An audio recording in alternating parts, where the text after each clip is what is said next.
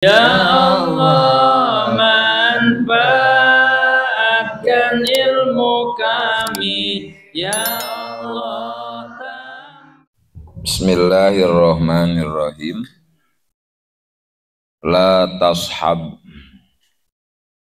man la yunhiduka haluhu wa la yadulluka 'ala Allahi maqalu.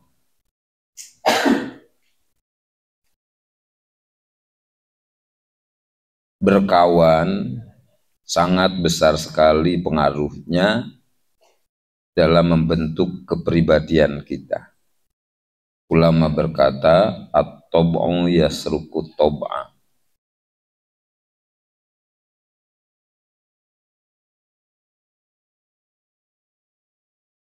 Watak akan mempengaruhi watak orang lain. Kalau kita berkawan dengan orang yang baik, insya Allah kita akan terbawa menjadi baik. Tapi kalau kita berkawan dengan orang yang tidak baik, bisa jadi kita terpengaruh jadi orang yang tidak baik. Dan karena an-nafsu majbulatun ala hubbil iktida. Watak nafsu itu selalu ingin ikut-ikutan. Betul.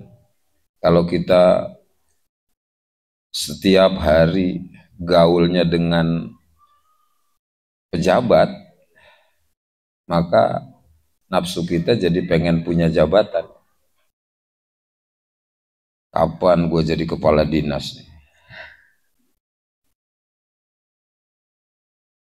Kalau kita gaulnya dengan cewek terus, maka nafsu kita pengennya kawin terus gitu.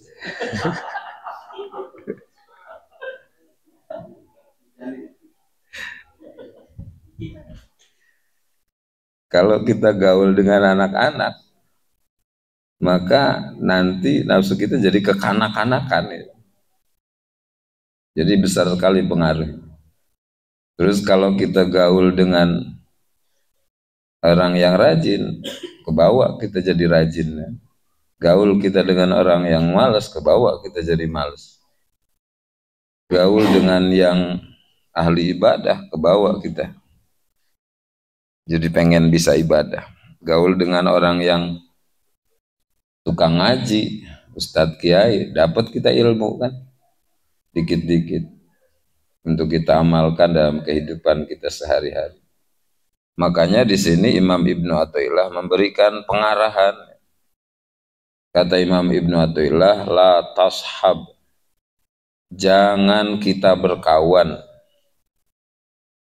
man dengan orang layun hiduka haluh, yang tidak membangkitkan kesemangatan ibadah.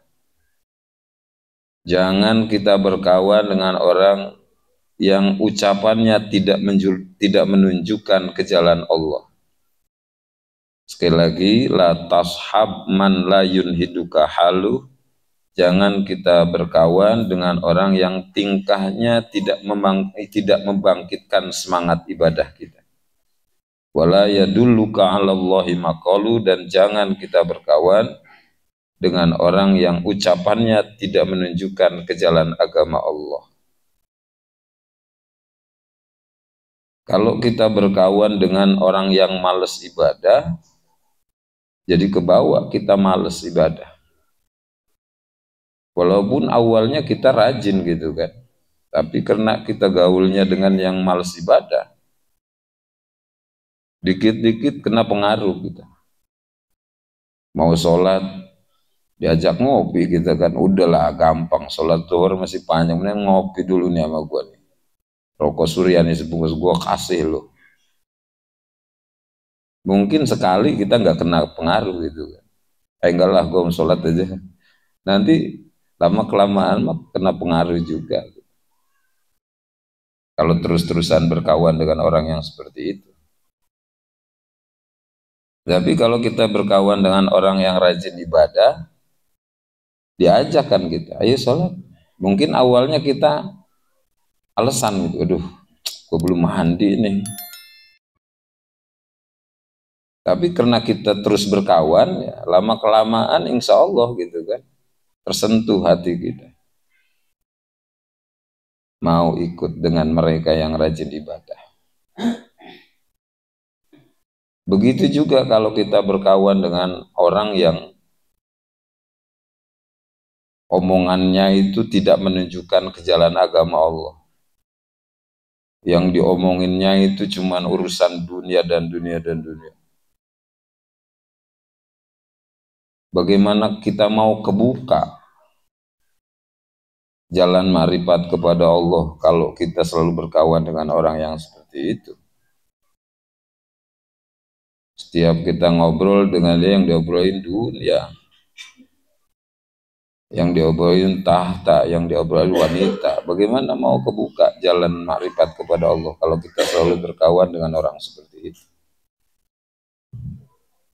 Tapi kalau kita berkawan dengan orang yang perkataannya menunjukkan ke jalan agama Allah, pelan-pelan kita akan kebuka gitu kan. Sekali mungkin masuk kuping kiri, keluar kuping kanan. Lumayan aja, karena ada bekas ngeliwat kan.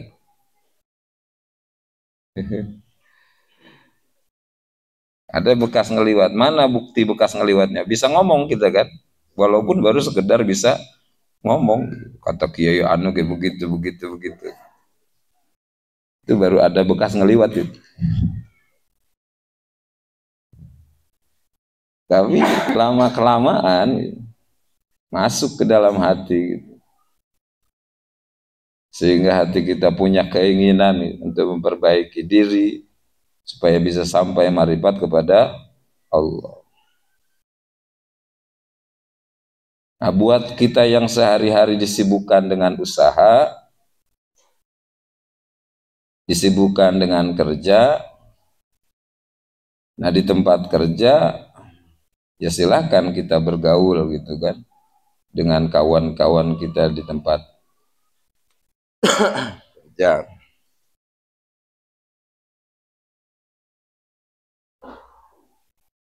Berbicara tentang urusan kerja supaya timbul semangat kerja. Tapi jangan sampai kosong gitu kan dari hari-hari yang kita lalui, dari hari-hari yang kita kosong dari bergaul dengan orang-orang yang soleh, bergaul dengan orang-orang yang berilmu. Udah mah kita buta agama, tambah buta lagi kan.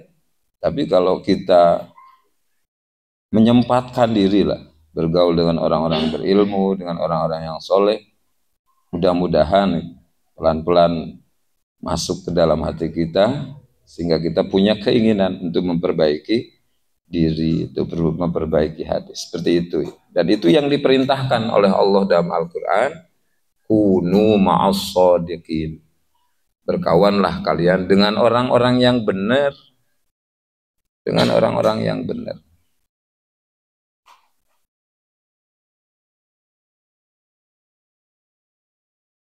Jadi jangan terlalu kita habiskan waktu kita hanya untuk usaha. Harus kita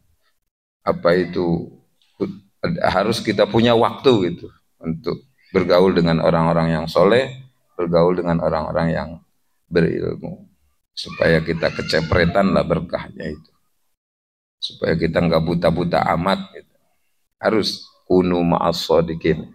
Kata Rasul, kun ma'allah, jadilah kamu orang yang makrifat kepada Allah. Wa illa takun, kalau kamu belum bisa, fakun ma'aman kana ma'allah, maka berkawanlah kamu dengan orang yang sudah dekat dengan Allah. Fa innahu yusiluka ilallah, maka mereka akan mengarahkanmu untuk bisa sampai makrifat kepada Allah.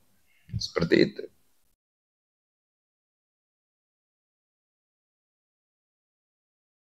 Terus kalau kita pengusaha, ya harus usaha juga gitu kan. Jangan kawan sama kiai terus akhirnya nggak usaha.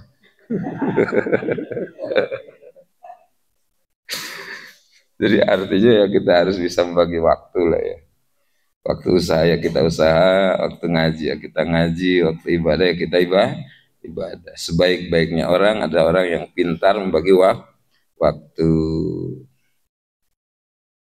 Karena waktu ini Allah ciptakan untuk ibadah kok. Iya, untuk ibadah. Waktu kita usaha itu dapat minjem dari waktu ibadah itu.